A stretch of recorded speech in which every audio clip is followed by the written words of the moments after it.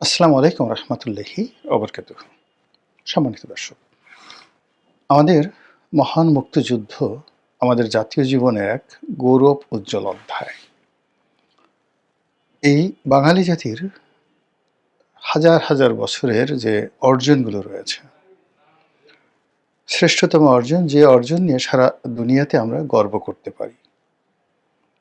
আমাদের রাজনীতি, আমাদের অর্থনীতি, আমাদের চিন্তা, আমাদের শিল্প, আমাদের সাহিত্য, যত অর্জন রয়েছে হাজার হাজার বছরের পুরনো সে অর্জনগুলোর মধ্যে আমাদের মহান মুক্তিযুদ্ধ, আমাদের ভাষা আন্দোলন, এগুলোর সঙ্গে আসলে কোনো কিছুর তুলনা করা যাবে না। পৃথিবীর খুব অল্প কয়েকটি জাতি যাদের স্বাধীনতার আকাঙ্ক্ষা চিরন্তন। তারা কখনো পরাধীন থাকতে পারেনি, পরাধীনতা তাদের পছন্দ ছিল না, এবং যখনই কোনো বিদেশি শক্তি এসেছে অমনি তারা বিদ্রোহ করেছে। এ সকল জাতিগোষ্ঠীর মধ্যে শীর্ষতম জাতিগোষ্ঠী হিসেবে বাঙালির নাম আসবে। তা সেই ব্রিটিশদের বিরুদ্ধে হোক, মুঘলদের বিরুদ্ধে হোক, সুলতানি জমানায় কিংবা তারও আগে দিল্লির যে শাসন ছিল, গর্জে উঠেছে বারবার বাংলার জনগণ। কখনো সফল হয়েছে, কখনো ব্যর্থ হয়েছে, কিন্তু এ জাতিকে অবদমিত করে রাখা যায়নি। শত শত বছর তারা কেবলই মাত্র বিদ্রোহ করেছে। তো এই যে বাঙালির বিদ্রোহ করা, বাঙালির স্বাধীন হওয়া, এর ধারাবাহিকতায় আমরা যে 1971 সনে পাকিস্তানের কাছ থেকে আধুনিক একটি রাষ্ট্র ব্যবস্থা কায়েমের লক্ষ্যে স্বাধীন হয়েছি, স্বাধীনতা যুদ্ধের মাধ্যমে, মহান মুক্তিযুদ্ধের মাধ্যমে। এই গৌরব পৃথিবীর অল্প কয়েকটি জাতিগোষ্ঠী রয়েছে যারা সরাসরি যুদ্ধ করে জয়লাভ করেছে, সরাসরি, তাও আবার বিদেশি শক্তির সঙ্গে। আমেরিকা, বাংলাদেশ, এরকম অল্প কয়েকটি দেশ রয়েছে। তো আমাদের সেই মহান মুক্তিযুদ্ধের মহান উপাখ্যান এবং এই মুক্তিযুদ্ধে যারা নেতৃত্ব দিয়েছেন এবং এই মুক্তিযুদ্ধে যারা সহযোগিতা করেছেন, দেশে এবং দেশের বাইরের নানা রকম সাহায্যকারী শক্তি, তারা এই জমিনের সবচেয়ে শ্রেষ্ঠতম সম্মানিত ব্যক্তি বা সম্মানিত রাষ্ট্ররূপে গণ্য হওয়ার কথা।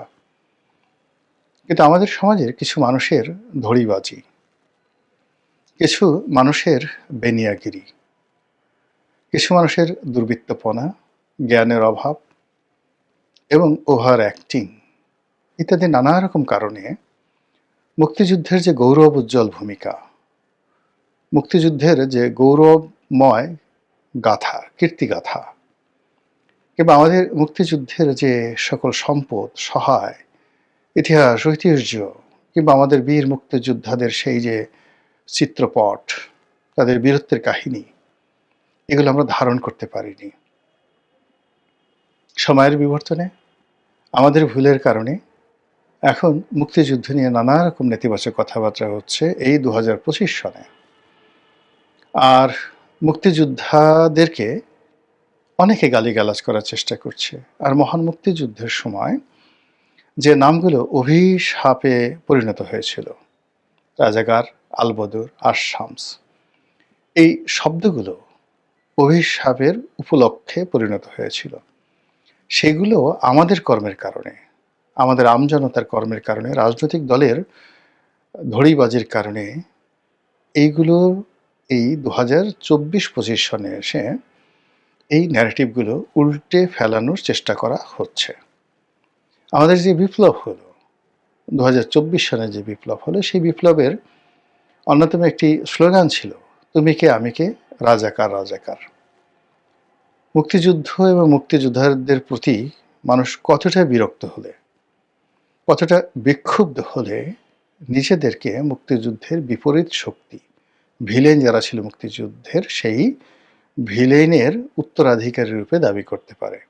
এই ঘটনায় কিন্তু এই জুলাই আগস্ট বিপ্লবে ঘটেছিল। তো এই সকল ঘটনা কেন ঘটলো, আপনি যদি বিচার করেন, আপনি যদি বিশ্লেষণ করেন, তাহলে দেখতে পাবেন যে সেই 1972 সন থেকে মুক্তিযুদ্ধের ইতিহাস বিকৃত করা হয়েছে। যে যে কাজ করেননি তাকে সেই কাজের কৃতিত্ব দেয়া হয়েছে। যার কৃতিত্ব পাওয়ার কথা ছিল, সম্মান এবং মর্যাদার অধিকারী যিনি হবেন, তাকে লাঞ্ছিত করা হয়েছে। অনেক মুক্তিযোদ্ধা যাদেরকে প্রাপ্য সম্মান দেওয়া হয়নি, আর অনেক অমুক্তিযোদ্ধা তারা রাতারাতি মুক্তিযুদ্ধের কমান্ডার সেজে রাষ্ট্রের বড় বড় পদপদবীতে বসে যেভাবে যারা চাক্ষুষ সাক্ষী ছিলেন মুক্তিযুদ্ধের এই ৯ মাস সময়টিতে, তাদের পঞ্চ ইন্দ্রিয় নাক, কান, চক্ষু ইত্যাদির উপর যে নির্যাতন চালানো হয়েছে, সেটা কিভাবে? ধরুন, আপনি একজন লোককে দেখলেন যে এই লোক মুক্তিযুদ্ধ করেননি। আপনি দেখলেন যে এই লোক রাজাকার ছিল, আলবদর ছিল, আসাম ছিল, মুসলিম লীগার ছিল, শান্তি বাহিনীর কমিটি ছিল। তো আপনার চোখের সামনে হঠাৎ করে সেই লোক বলল যে আমি মুক্তিযোদ্ধা কমান্ডার ছিলাম। আপনার যেহেতু ক্ষমতা নেই, এই কারণে আপনি সে দৃশ্য দেখলেন, কিন্তু আপনি প্রতিবাদ করতে পারলেন না। কিন্তু আপনার অন্তরের অন্তঃস্থলে এক ধরনের বেদনা, এক ধরনের হতাশা, এক ধরনের ক্ষোভ তৈরি হয়ে যাবে। এর ফলে আপনি অনেক সময় নিজে বিভ্রান্ত হবেন, বিক্ষুব্ধ হবেন এবং খিস্তি খাওয়ার করতে থাকবেন, যেটি 1972 সন থেকে আমাদের দেশে শুরু হয়ে গিয়েছিল। পরবর্তীতে এই মুক্তিযুদ্ধ নিয়ে নানা রকম ন্যারেটিভ তৈরি করা হয়েছে। নানা মিথ্যা গল্প, মিথ্যা কাহিনী, মিথ্যা ইতিহাস রচনায় হাত দেওয়া হয়েছে এবং মুক্তিযুদ্ধকে পুঁজি করে রাজনীতির ক্ষমতা এবং রাষ্ট্রনৈতিক ক্ষমতা কুক্ষিগত করার জন্য একটা বিরাট চক্র। তারা তাদের যে আত্মমর্যাদা, এই জাতির ইতিহাস ও ঐতিহ্য সবকিছু বিসর্জন দিয়ে সাধারণ মানুষদেরকে বিভ্রান্ত করেছে এবং মুক্তিযুদ্ধের নামে কিংবা মুক্তিযোদ্ধার নামে অনেক বড় বড় অপকর্ম, জাতিসত্তার অপমান এবং আমাদের পুরো রাষ্ট্র ব্যবস্থাকে যেভাবে হুমকির মুখে ফেলে দেওয়া হয়েছে, ফলে অনেকের কাছে এই মুক্তিযুদ্ধের ইতিহাস নিয়ে কারো কারো আবেগ, কারো কারো মায়া কান্না, এটা অনেকটা কুমির আশ্রুর মতো মনে হয়েছে। কুমিরের চোখ দিয়ে যখন অশ্রু পড়ে, সাধারণত কুমিরের চোখ দিয়ে অশ্রু বা চোখের জল পড়া দৃশ্য আমরা কেউ দেখিনি। এটা খুবই একটা নিষ্ঠুর প্রাণী, সবসময় পানির মধ্যে থাকে। এর চোখ দিয়ে পানি পড়লো বা না পড়লো পানির সঙ্গে মিশে যায়। এর জন্য এটাকে অনেক সময় কুমির আশ্রু বা কুম্ভীর আশ্রু এটা বলা হয়। কুমিরের চোখে পানি। নিষ্ঠুর একটা ব্যক্তি যখন কান্নার অভিনয় করে, তখন তাকে কুম্ভীরাশ্র বা কুমিরাশ্র বলা হয়। তো সেই দিক থেকে আমাদের যে মুক্তিযুদ্ধ, সেই মুক্তিযুদ্ধ 1971 থেকে আজ অবধি সত্যিকার অর্থে মুক্তিযুদ্ধের ইতিহাস, ঐতিহ্য, সাহিত্য, সংস্কৃতি, চলচ্চিত্র, গান, নাটক, কবিতা, এগুলো যারা রচনা করেছেন তাদের প্রসঙ্গ আলাদা। এটা একটা ন্যারেটিভ। কিন্তু রাষ্ট্র ক্ষমতা ব্যবহার করে, মুক্তিযুদ্ধ নাম ব্যবহার করে, মুক্তিযোদ্ধাদের নাম ব্যবহার করে আমাদের রাজনৈতিক দলগুলো বিভিন্ন সময় যে তাদের তকদির হাসিল করার চেষ্টা করেছে, তাদের পকেট ভারী করার চেষ্টা করেছে, রাষ্ট্র ক্ষমতা দখল করার চেষ্টা করেছে, মানুষের মধ্যে একটা আবেগ তৈরি করার চেষ্টা করেছে এবং রীতিমতো এটাকে একটা রীতিমতো ব্যবসা বানানোর চেষ্টা করেছে। এর ফলে কি হলো, সাধারণ জনগণ আমাদের দেশের কিছু রাজনৈতিক দলগুলোকে মুক্তিযুদ্ধের ফেরিওয়ালা হিসেবে টিটকারি করে। আর সেই টিটকারির মধ্যে ১ নম্বরে আওয়ামী লীগ। বলা হয় যে আপনি যদি রাজাকার হন বা যত বড় রাজাকার হন, আপনি আওয়ামী লীগে যদি যোগদান করেন, আওয়ামী লীগের মেশিনের মধ্যে ঢোকার সঙ্গে সঙ্গে আপনি মুক্তিযোদ্ধা হয়ে বের হয়ে যাবেন। তো এই যে এই কথাগুলো একসময় প্রয়াত সালাউদ্দিন কাদের চৌধুরী সাহেব বলে গেছেন যে আওয়ামী লীগের একখান যন্ত্র আছে, সেই যন্ত্রের মধ্যে রাজাকার ঢোকার সঙ্গে সঙ্গে সেখানে দিয়ে মুক্তিযোদ্ধা বের হয়। ভালো কথা। এবং একথা আওয়ামী লীগ অন্তঃস্থল থেকে বা বুকে হাত দিয়ে অস্বীকার করতে পারবে না। এর কারণ হলো ইতিহাসের অনেক সন্ধিক্ষণে তারা এই কাজটি করেছে। জেনে হোক, অজেনে হোক, বুঝে হোক, না বুঝে হোক, ইচ্ছায় হোক, অনিচ্ছায় হোক, তারা এই কাজটি করেছে। রাজাকারদের পুনর্বাসন করা, মুসলিম লীগারদেরকে পুনর্বাসন করা, এটা বঙ্গবন্ধুর জামানাতেই হয়েছে। অনেকে এটাকে উদারতা বলার চেষ্টা করছেন, অনেকে মাহাত্ম্য বলার চেষ্টা করছেন, অনেকে এটিকে রিকনসিলিয়েশন বলার চেষ্টা করছেন। কিন্তু বাস্তবতা হলো যে এই কাজগুলো বঙ্গবন্ধু করেছেন বা করতে বাধ্য হয়েছেন দলের মধ্যে বঙ্গবন্ধুর ঘনিষ্ঠ কিছু মানুষের দ্বিচারিতার কারণে। যেমন ধরুন, একজনের নাম করিম, আওয়ামী লীগ করে। করিমের ভাই রহিম বিখ্যাত এবং কুখ্যাত রাজাকার, তাকে ধরা হলো। এখন যিনি আওয়ামী লীগ করেন তিনি সরাসরি বঙ্গবন্ধুর কাছে চলে এলেন, আমার ভাই এটা করেছে ওটা করেছে বলে কান্নাকাটি করে বঙ্গবন্ধুর কাছ থেকে একটা আদেশনামা নিয়ে ভাইকে মুক্ত করে ফেললেন। এরকম শত শত হাজার হাজার ঘটনা ঘটে গেছে। পরবর্তীতে যখন আওয়ামী লীগ সরকারের পতন হলো, এই মুক্তিযুদ্ধকে নিয়ে বিএনপির যারা লোকজন আছে তারাও কম ব্যবসা করেনি। স্বয়ং প্রেসিডেন্ট জিয়াউর রহমান তিনিও মুক্তিযোদ্ধাদেরকে তার দলে ভিড়ানোর প্রাণান্ত চেষ্টা করেছেন এবং তিনি নিজে মুক্তিযোদ্ধা হওয়া সত্ত্বেও তার সরকারে মুসলিম লীগ, আলবদর, আশামস, জামাত থেকে শুরু করে যত ঘরানার লোক আছে সবাইকে তিনি আশ্রয় দিয়েছেন। তো তিনি যতদিন জীবিত ছিলেন ততদিন এটি নিয়ে কোনো সমস্যা ছিল না, কিন্তু তার শহীদ হওয়ার পরে এই দল রাজপথে যখন ছিল তখন এই দলের মধ্যে মুক্তিযোদ্ধা ভার্সেস রাজাকার একটা, যাকে বলা হয় অবারিত মেলামেশার সুযোগ মানে না হয়ে বরং এটা রেষারেষি শুরু হয়েছে। যে সকল মানুষ মুক্তিযুদ্ধ করেছে, যারা করেনি, যারা আওয়ামী লীগ থেকে এসেছে অথবা যারা মুসলিম লীগ থেকে এসেছে, যারা জামাত থেকে এসেছে কিন্তু বিএনপি করে, এটা নিয়ে দলের মধ্যে যে লড়াই সংগ্রাম, সেই লড়াই সংগ্রামের ক্ষেত্রে যারা মুক্তিযোদ্ধা তারা নিজেদেরকে মহত্তম ব্যক্তি প্রমাণ করার জন্য এই মুক্তিযুদ্ধকে নিয়ে অনেকগুলো ন্যারেটিভ বিএনপি তৈরি করে ফেলেছে এবং সেই ন্যারেটিভ বিএনপির পক্ষে আনার জন্য তারা মুক্তিযুদ্ধের যে মূল ইতিহাস, সেই মূল ইতিহাসের শিকড় ধরে টান দিয়েছে। জিয়াউর রহমান সাহেবকে মুক্তিযোদ্ধাদের নেতা বানানোর জন্য, মুক্তিযুদ্ধের ঘোষক বানানোর জন্য, কিংবা মুক্তিযুদ্ধের সময় তিনি নিজেকে প্রেসিডেন্ট হিসেবে ঘোষণা করেছিলেন, তিনি সর্বাধিনায়ক, এই ন্যারেটিভটি তৈরি করার জন্য বিএনপির মধ্যে যে সকল সত্যিকার মুক্তিযোদ্ধা আছে তারা মুক্তিযুদ্ধের নীতি, আদর্শ, ইতিহাস, ঐতিহ্য এবং নিজের বিবেক বুদ্ধির সঙ্গে মুনাফিকি করেছেন। অনেকে মুনাফিকি করে মুক্তিযুদ্ধের জন্য যে ন্যারেটিভটি তৈরি করেছেন, যেমন একটা ন্যারেটিভ আওয়ামী লীগ তৈরি করেছে। আওয়ামী লীগের ন্যারেটিভ অনুযায়ী মানে শেখ পরিবারের বাইরে কোনো মুক্তিযোদ্ধা থাকতে পারে না, শেখ পরিবারের সার্টিফিকেট ছাড়া কেউ মুক্তিযুদ্ধ হতে পারে না। একইভাবে বিএনপি যেটা প্রচার করার চেষ্টা করেছে যে জিয়াউর রহমানের বাইরে কোনো মুক্তিযোদ্ধা নেই আর জিয়াউর রহমানের উপরে কোনো মুক্তিযোদ্ধা নেই, এরকম একটা ন্যারেটিভ। ফলে কি হলো, এই দুই দলের জাতাকলে পড়ে মুক্তিযুদ্ধের যে প্রকৃত ইতিহাস, সেই ইতিহাস রচিত হয়নি।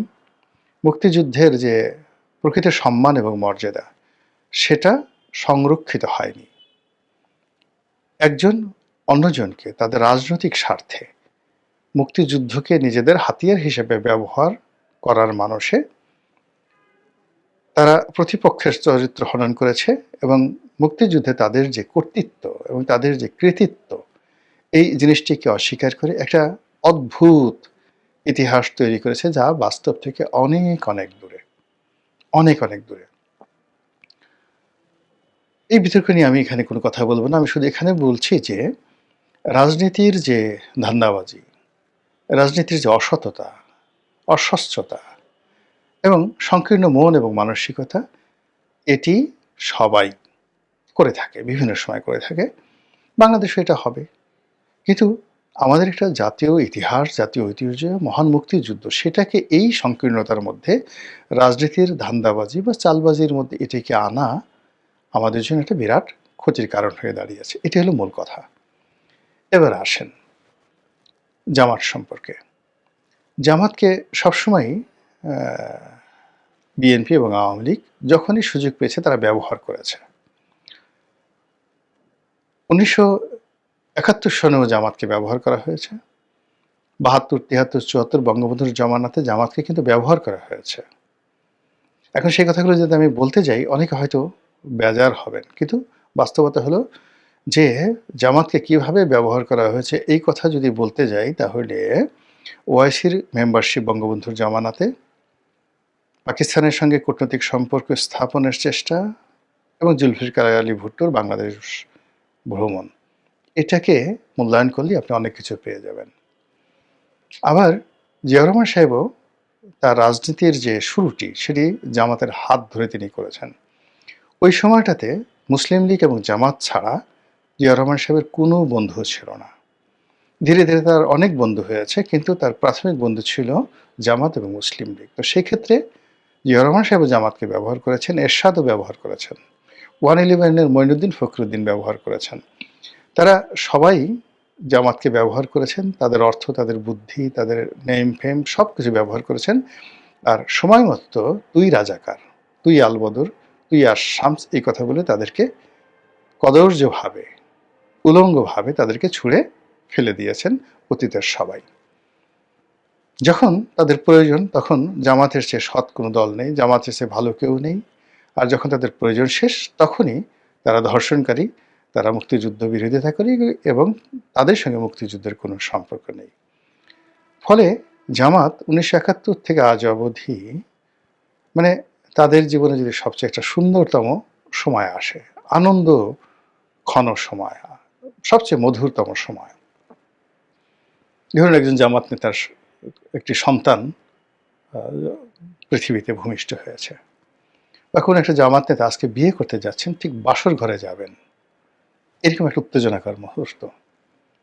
ঠিক এইরকম, বা তিনি খাবার টেবিলে বসছেন, তার প্রিয়তম একজন বন্ধু বা বান্ধবীকে নিয়ে তিনি সবচেয়ে ভালো খাবার খাবেন, বসেছেন ছেলে মেয়ে পরিবার পরিজন সহকারে। ঠিক ওই সময়টাতে তাকে যদি আহত করতে হয়, তাহলে তুই রাজাকার, তুই আলবদর, তুই আসাম, স্বাধীনতা বিরোধী, এই গালিটি যদি তার সামনে উচ্চারণ করা হয় বা তার সামনে লিখে মানে প্রদর্শন করা হয়, তার ঘুম হারাম হয়ে যাবে, জিনা হারাম হয়ে যাবে। তো এই কাজটি বাংলাদেশের সকল রাজনৈতিক দল, গোষ্ঠী, ব্যক্তি, শিল্পী, সাহিত্যিক, সংস্কৃতি, এমনকি রাস্তার যারা ঝাড়ুদার, তারা এই জামাতের বিরুদ্ধে এই জিনিসটি ব্যবহার করেছে। যেহেতু এবারের যে 24-এর গণ আন্দোলন, গণ অভ্যুত্থান, যে যাই বলুক না কেন, এটির মাস্টার মাইন্ড জামাত। এই পুরো জিনিসটি ঘটিয়েছে জামাত, এবং গত 17 মাসে যেভাবেই হোক না কেন সরকারের উপর, প্রশাসনের উপর, রাষ্ট্রের উপরে জামাতের যে একছত্র আধিপত্য, এটি এখন পর্যন্ত, আজকের দিন পর্যন্ত বহাল আছে। এবং এই সময়টিতে জামাত মনে করছে যে তারা যে ম্যাটিকুলাস ডিজাইনে অভ্যস্ত হয়ে পড়েছে, যেভাবে হাসিনাকে তাড়ানো হয়েছে, যেভাবে একটা গণ অভ্যুত্থান সংগঠিত করা হয়েছে, গণ অভ্যুত্থানের 24 ঘন্টার মধ্যে যেভাবে প্রশাসনের সর্বস্তরে তারা বিজয় লাভ করেছে, যেভাবে ঢাকা বিশ্ববিদ্যালয়, জাহাঙ্গীরনগর বিশ্ববিদ্যালয়, রাজশাহী বিশ্ববিদ্যালয় ছাত্র সংঘতে তারা বিজয়ী হয়েছে, এবং এখানে তারা যে ডিজাইনগুলো করেছে, সে তুলনায় জাতীয় নির্বাচনে বিজয়ী হওয়া, সরকার গঠন করা অনেক ছোট একটা বিষয়। এটা জামাত মনে করে এবং বিশ্বাস করে, এবং সেই অনুযায়ী জামাত চেষ্টা চালিয়ে যাচ্ছে। এবং জামাত যে চেষ্টা চালিয়ে যাচ্ছে, সেটা জামাতে যারা প্রতিপক্ষ, বিএনপি, আওয়ামী লীগ, জাতীয় পার্টি, এখন পর্যন্ত আন্দাজই করতে পারছে না। This is reality. বিএনপি খুব খুশি তারেক রহমান সাহেব আসছে, 300 সিটই তারা পাবেন। তারপর আওয়ামী লীগ অনেক খুশি যে তারা বিদেশে বসে নরেন্দ্র মোদী দাদার হাত ধরে তারা এমন একটা সুন্দর সময় আছেন যে জামাতের বাপের সাধ্য নাই একটা সিট পাওয়ার। এরকম নানা রকম কল্পকাহিনী। কিন্তু জামাত যে কাজগুলো করছে, আপনি সেটি বুঝতে পারবেন যে জামাত একেবারে রাজনৈতিক দলগুলোর যে অহংকার, যে হাতিয়ার, মূল হাতিয়ার মুক্তিযুদ্ধ, ওই জায়গাটাতে জামাত হাত দিয়েছে। প্রথমে মুক্তিযুদ্ধকে অপমান করেছে, পাকিস্তানের জমানাটাকে তারা বৈধ করেছে, পাকিস্তানকে বাংলাদেশের জন্য অপরিহার্য বন্ধু রাষ্ট্র হিসেবে তারা প্রমাণ করে ফেলেছে। ইসলাম এদেশে রাষ্ট্র ধর্ম হবে, এটা অনেক আগেই স্বীকৃত এবং ইসলামের ভিত্তিতে একটা রাষ্ট্র পরিচালনা হবে। এখন তারা সেটা প্রচার করছে গত ১৭ মাস ধরে, এবং একটা খিলাফত হবে, এমিরেটস হবে, মেয়েরা হিজাব পরবে, তারপরে যাকে বলা হয় আর অনেক কিছু। এই জিনিসগুলো তারা বলে ফেলেছে। It's a open secret. এবং জামাত ক্ষমতায় আসলে কি কি করবে এটারও মহড়া গত ১৭ মাসে তারা দেওয়ার পরেও জামাতের একটা পশম স্পর্শ করার ক্ষমতা রাজনৈতিক দলের হয়নি। ইট মিনস জামাত সে তার যে আইডিওলজি, তার যে চিন্তা চেতনা, তার যে কর্ম, তার যে ম্যাটিকুলাস ডিজাইন টু মানে যাকে বলে উইন ইন দ্য ইলেকশন, এই ব্যাপারে তারা এখনও শতভাগ দৃঢ়তা রাখে। আমরা যে আমরা যে সকল প্রাক মূল্যায়ন করছি, জরিপ করছি, এটা আমাদের সান্ত্বনার জন্য, কিন্তু জামাতের কৌশলটা আমরা এখন পর্যন্ত আন্দাজ করতে পারছি না। সর্বশেষ তারা কর্নেল ওলির মতো এমিনেন্ট যাকে বলা হয় মুক্তিযোদ্ধা, মেজর আক্তারের মতো একজন মুক্তিযোদ্ধা, এরকম আরও অনেককে তাদের দলে ভিড়িয়ে ফেলেছে। এবং আপনারা দেখবেন যে এই নির্বাচনের তফসিল যদি পেছায়, তাহলে বিএনপির অনেক নেতা যারা মনোনয়ন বঞ্চিত হয়েছেন কিংবা যারা স্বতন্ত্র দাঁড়িয়েছেন, তারা অনেকে জামাতের প্রার্থী হবেন। এবং সেক্ষেত্রে এই যে মুক্তিযুদ্ধ নিয়ে যে ব্যবসা রাজনৈতিক দলগুলো করতেন, সেখানে জামাতও ভাগ বসালো। এবং আগামীতে যদি জামাত দাবি করে বসে যে বিএনপির চাইতে, আওয়ামী লীগের চাইতে জামাতে মুক্তিযোদ্ধা অথবা মুক্তিযুদ্ধপন্থী পরিবারগুলোর সদস্যের সংখ্যা বেশি, তাহলে আমি অন্তত অবাক হব না।